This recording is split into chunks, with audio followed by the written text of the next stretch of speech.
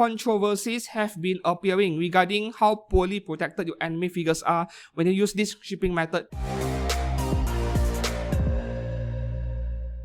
Hi and welcome back to the channel. I'm Steven. Today with a bit of a PSA regarding a shipping method that is currently very popular for North Americans and also Canadians. Not sure if it is available anywhere else.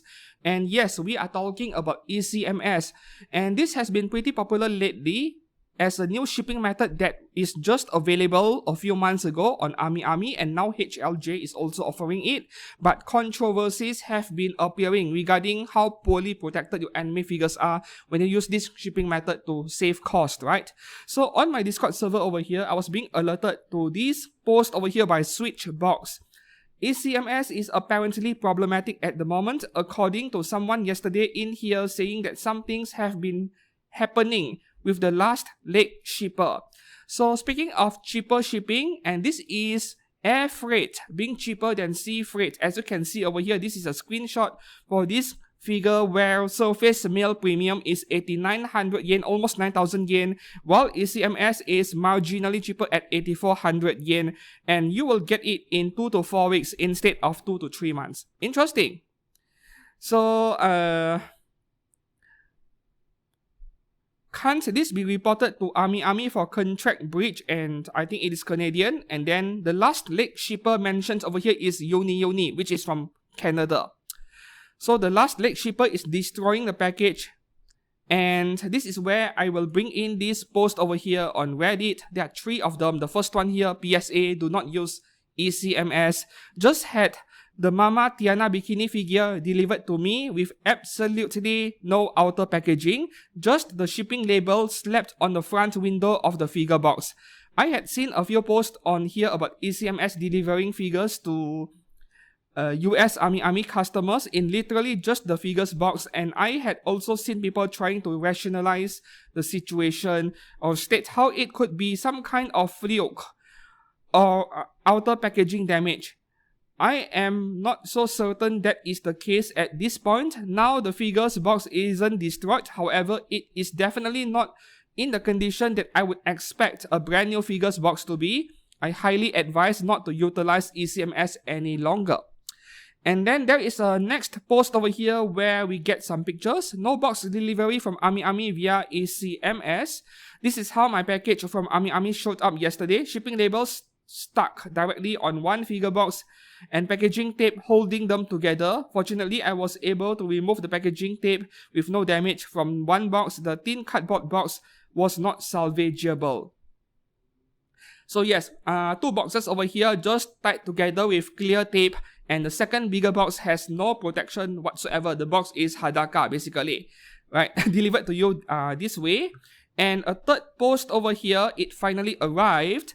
I ordered this a while ago. It looks like a Belfine Toga Himiko figure.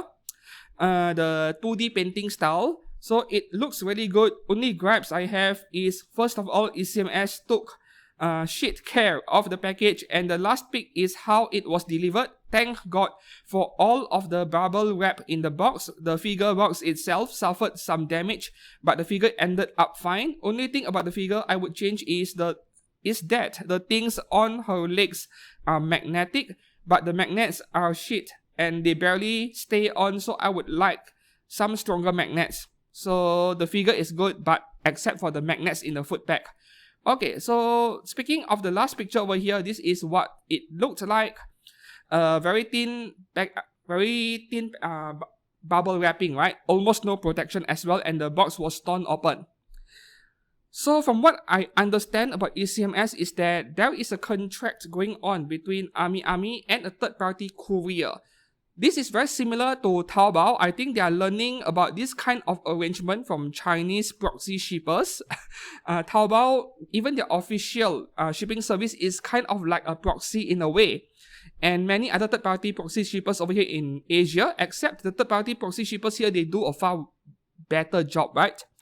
So what is happening is that Amiami will ship out the figures via normal air freight, and then they have a contract with this third-party courier where if you deliver a specific amount of parcels, there is a large volume. If you meet these minimum requirements in volume, I'll give you a discount on our rates in shipping. that is what happened. Usually that is the case. So Amiami, they sell a lot of stuff. They're one of the biggest figure stores out there. So they have the volume to end up with a deal where shipping cost is a lot cheaper, and then they transfer these savings to the customer, right? You guys benefit from lower cost.